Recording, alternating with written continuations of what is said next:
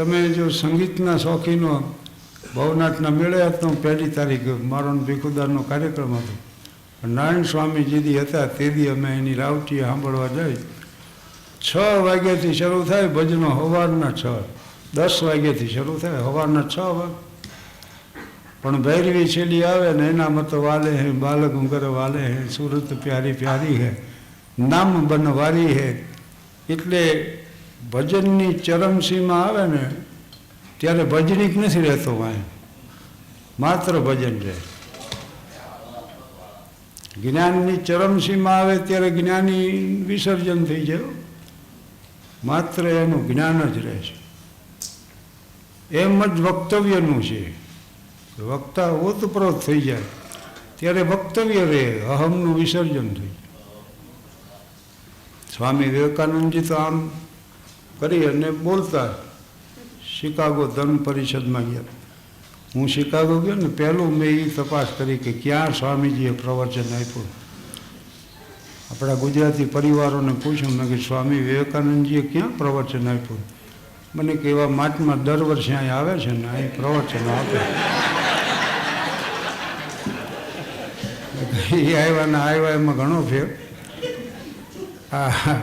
1893માં કીધું આવ્યા. પણ એ અમેરિકામાં આવો પ્રયોગ કરવામાં આવ્યો હતો. આમ કરીને બોલે તો 1 કલાક વીતી જાય એમને. 2 શાર્પ શૂટરને રાખેલા, 2 દોરથી ગોળી પસાર થઈ જાય એમ તમારે ગોળીબાર કરવા. અને 2 વાર ગોળીબાર થયો ને પછી સ્વામીજીને પૂછ્યું કે વચ્ચે કોઈ ઘટના? કે ના, મને કંઈ ખબર નથી. એને એ ખબર નથી. જો એટલે હાસ્યમાં એવું છે, આ ઓશોની વાત છે કે ખડખડાટ તમે જ્યારે હશો. હેનરી ફોર્ડ એની મોટર લઈને નીકળ્યા તો મોટર ખોટવાઈ ગઈ. તો ફોર્ડે એક ગાડા ખેડૂને કીધું કે ભાઈ નજીકના ગેરેજે પહોંચાડી દઈશો? તો કે હા. ગાડા હારે ફોર્ડની મોટર બાંધી દીધી, ઢળીને પહોંચાડી દીધી.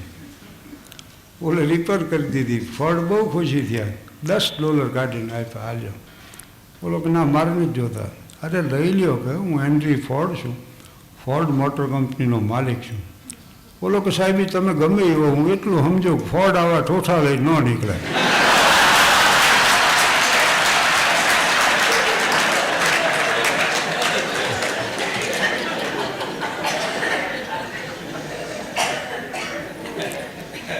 મને આમંત્રણો આવે છે હવે અતિથિ વિશેષ તરીકે પ્રમુખ સ્થાન માટે બોલાવે લોકો. એક સંસ્થાએ મને પત્ર લખ્યો કે અમારા વાર્ષિક સમારંભમાં તમારે પ્રમુખ સ્થાન શોભાવા. હું એટલો બધો ખુશ થઈ ગયો, મેં એને તરત કન્ફર્મેશન લેટર મોકલી દીધું. એ લોકોનો વિચાર બદલે પહેલાં. પછી મેં વિગતવાર કાગળ વાંચ્યો ત્યારે ખબર પડી કે પાગલખાનાનો સમારંભ. તોય મને એમ થયું પાગલખાનું તો પાગલખાનું, આમ જીવનમાં ધીરે ધીરે આગળ વધાય. અને ગાંધીનગર સુધી પહોંચાયા. અમારે તો એ હોય કે હું તો તૈયાર થઈને ગયો. મેં કે 5-10 જણા તો હામાં આવશે ને મોટું ઓડિયન્સ રાહ જોતું હોય છે ને પધારો પધારો કરીને લઈ જાય છે. કોઈ હતું જ નહીં આમ. મેં ઓફિસમાં જઈને કીધું મારું પ્રમુખ સ્થાન છે, એ સમારંભ ક્યાં છે? તો એક જણો કે શેનો સમારંભ? તમારી સંસ્થાએ મને પત્ર લખ્યો. ત્યારે બીજાએ કીધું અમે લખ્યો હોય તો હોવો જોઈએ. પછી એક જણો જઈને સેક્રેટરીને બોલાવ્યો કે હાલો એક પ્રમુખ આવ્યા છે અને સમારંભ ગોતે છે.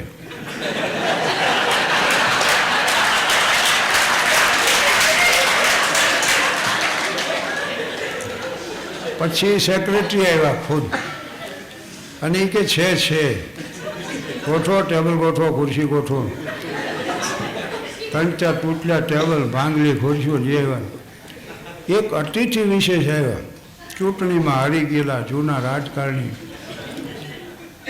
ઓલે સંસ્થાનો પરિચય આપ્યો, પછી અતિથિ વિશેષનું નામ બોલ્યા એટલે એ ભાષણ કરવા ઊભા કે ભાઈઓ અને બહેનો, હું એમ ઈચ્છું કે આ સંસ્થાનો દિન પ્રતિદિન વિકાસ થાય, એની સંખ્યા ઉત્તરોત્તર વધે, એ નાનકડા બીજમાંથી મોટું વટવૃક્ષ બને ને આખા ગામને એની છાયામાં સમાવી લે.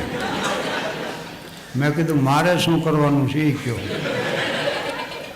તો કે પાગલને મુક્તિપત્ર આપવાનું છે, એનું વિતરણ તમારા વરદ હસ્તે કરવાનું. તે સેક્રેટરીએ મુક્તિપત્ર મને આપ્યું, મેં હસતું મોટું રાખીને પાગલને આપ્યું. હું ન બોલ્યો તો કોઈ પ્રશ્ન નહોતો, પણ એવી મૂર્ખાઈ હુજી. મેં વળી પાગલને પૂછ્યું, મેં કીધું આ બીજું બધું ઠીક, તમને પાગલ પણ છે ને હતું? તો એ કે હું મારી જાતને શાહબુદ્દીન રાઠોડ સમજતો.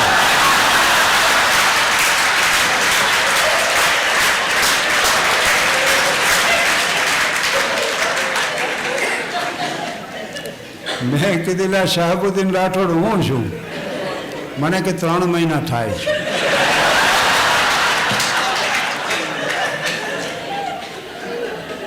પણ સારું થઈ જાય. અને એક પાગલને કોકે પૂછ્યું ને કે આ રસ્તો ક્યાં જાય છે? તો કે રસ્તો ક્યાંય નથી જતો, લોકો એના ઉપરથી જાય. તો મંજિલ ન મળી એમાં મુકદ્દરનો વાંક છે, વળવાનો હું હતો અને રસ્તો વળી ગયો. આ તમે ખડખડાટ જ્યારે હસો ને ત્યારે વિચારો બંધ થઈ જાય. હસવું ને વિચારવું બે હારે ન બને કોઈ. અને વિચાર જ ન હોય ને ત્યારે મન જ નથી હોતું, અમનની સ્થિતિ આવે. મન ન હોય એટલે અહમ ન હોય. અહમ વિહીન દશા થઈ જાય ત્યારે માણા ખડખડાટ હસી શકે. એટલે તમે જો બહુ શ્રીમંતો હોય, બહુ સત્તાધીશો હોય, એ લોકો ખડખડાટ હસી નહીં હતા. બહુ થાય ને સમાજ માટે ઉપકાર કરતા જરીક મુસ્કરાયા. એટલે જે માણા ખડખડાટ હસી કહે છે ને એના હૃદયમાં બુરાઈ નથી હોય. એટલે અહમ વિહીન દશા થઈ જાય. ઓશોએ કીધું છે. અને આ એના અહમ વિહીન દશા થઈ જાય ને, it means humour is the entrance of the meditation. ધ્યાનનું પ્રવેશ દ્વાર બની જાય. પ્રસન્ન ચિત્ત પ્રભુને પામે છે, વિવેક ચૂડામણીમાં લખ્યું. અને બહુ જીવનના સત્યો તો હાવ સાદા હોય છે. લાવો છે કહેતા ક્યાં અટકવું એટલી જો ખબર હોય ને જીવનમાં દુઃખ ન હોય. ક્રાઇસ્ટ એમ કહેતા હતા, find out the truth and truth will make you free.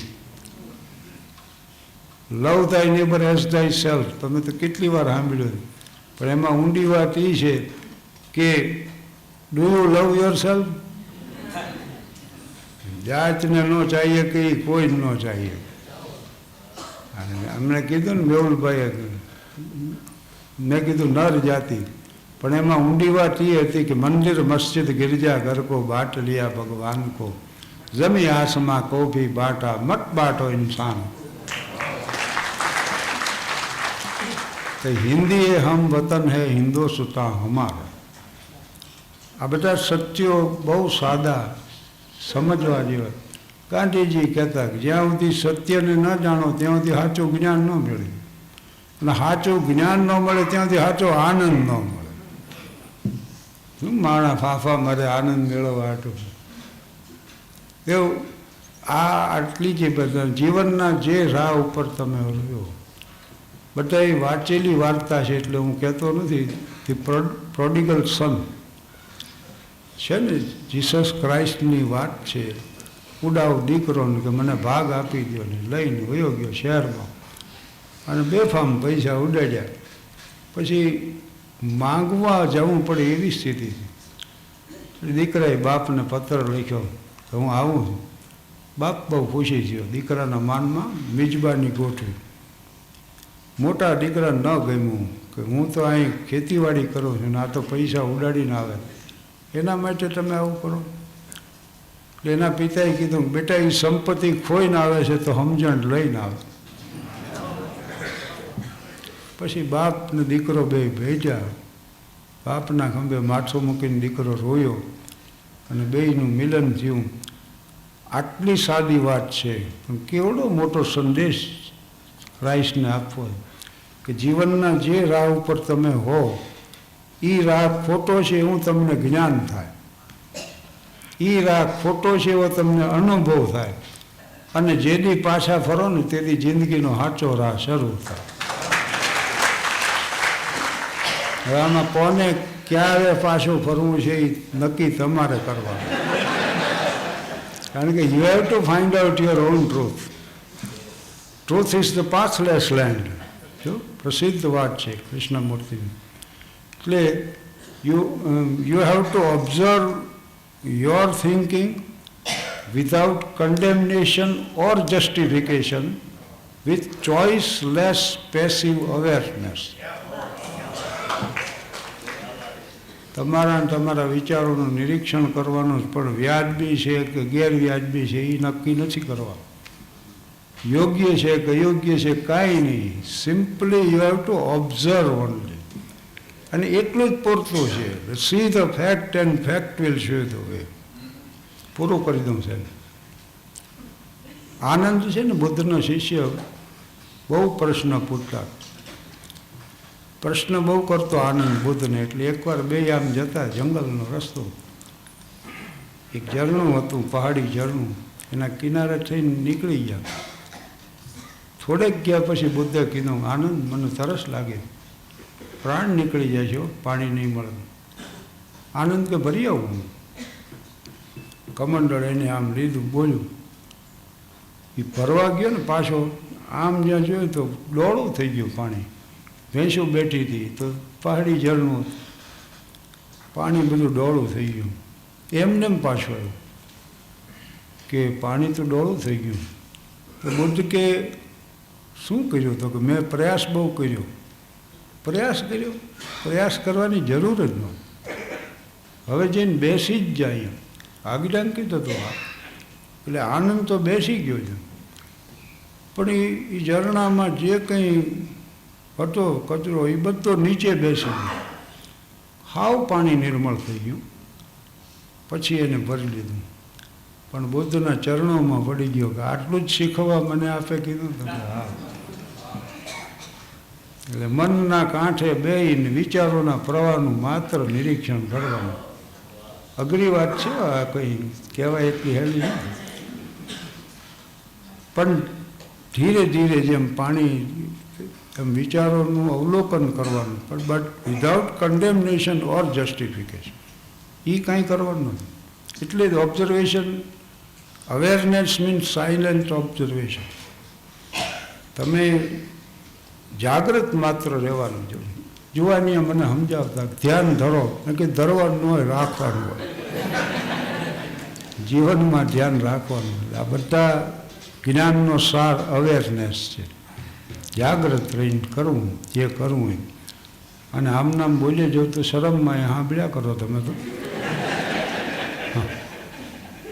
અમારે અહીંયા સૌરાષ્ટ્રમાં પ્રોગ્રામ દેવા ગયા તો રાતના 3 વાગ્યા. કરધણી મેં કીધું ક્યાં ઉઠી હલાવું?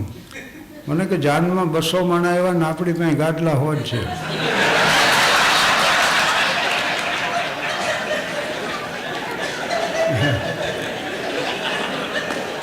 આમ નામ હવાર પાડી દે. પણ આ આનંદ બહુ આવ્યો. વિષય મેં કીધું હવે સાહજિક રીતે હું તો જે મને યાદ આવશે એ પ્રમાણે બોલીશ. પણ આ વિષય વિશે કહી દઉં. વૃદ્ધો ઘણીવાર એમ કહે ને, મનુભાઈ પંચોળીનો હું ચર્ચા કરતા હતા, સમર્થ સાહિત્યકાર, ઝેર તો પીધા જાણી જાણી સોક્રેટીસ. તો ઘણા પછી વૃદ્ધો શું કે હવે તો મોત આવે તો હાર, હવે ભગવાન દોરી ખેંચી લે તો હાર. પણ એ અપેક્ષા થઈ. હા, અપેક્ષા દુઃખો સર્જે છે. અમે જીવનમાં પહેલું અનુભવ્યું, પછી ખબર પડી કે ભગવાન બુદ્ધે કીધું છે. આપણને એમ કે અપેક્ષા એટલે અઢળક સંપત્તિ મળે ને, ઉદ્યોગ મળે ને, મોટા બંગલા મળે ને, મોટરું મળે, એવું નથી. આ અપેક્ષા થઈ. અને એ શું કામ રાખવી? એને જેથી ઠીક લાગી દીધી. लाई हया आए कजा ले चली चले, ना अपनी खुशी से आए ना अपनी खुशी से गए. તો એને જ કરવા દો ને. આપણે શું કામ વચ્ચે વિચારવું જોઈએ? એ વિચાર કરીને શું કરવું? એટલે you are to move from lower truth to upper truth not from untruth to truth. નાના બાળકોના વિચારો, એની અભિરુચિ, એના રમકડાને જોઈજો બધું. અને એ યુવાન થાય એની બાળક ત્યારે જોઈજો. ગ્રેજ્યુએટ થઈને આવ્યો એને ભમરડો આપો ભેટ, એક દડો ને પતંગ ને આના હાટું રોયો તો આખો એને નકામો થઈ ગયો. અને પછી 70 વટી જાય પછી વિચારો જોઈજો. હવે તો ભેગા થઈને વિચાર શું કરે ખબર છે? ગળો, ગોખરો, લીંડી પીપર, અશ્વગંધાનું સતાવ, મત ધારે લ્યો તો તાકાત આવે. હા, હવે આવે છે હે. જોકે સરાસરી આવ્યું છે, હવે 75 ને વટી ગયો છે, એટલે વળતો પાકેલ ખારેક જેવા મીડિયા થવા. હા, એટલે એટલું સારું. વૃદ્ધ શબ્દ બહુ સારો છે. અનુભવમાં, જ્ઞાનમાં, સમજણમાં જે વૃદ્ધિ પામ્યા છે ને એને વૃદ્ધ કહે છે. એટલે હરેક બાત કો સુંદર મોડ દેકર વહાં ઉસે છોડ દેની चाहिए. તો કાવ્યના શોખીન છે એટલે હું પૂરું બોલી જાઉં. ગેર ફિલ્મી નઝમ છે મુકેશજીએ ગાયેલી. कहाँ तक जफा उसने वालों से सहते, जवानी जो रहती तो फिर हम न रहते, नशे मन न जलता निशानी तो रहती, हमारा था क्या कुछ कहते न कहते, कोई लक्ष्य और कोई दीवार समझा, सदियाँ हुई हमको चुप रहते जाते, जमाना बड़े गौर से सुन रहा था, हम ही सो गए रास्ता कहते.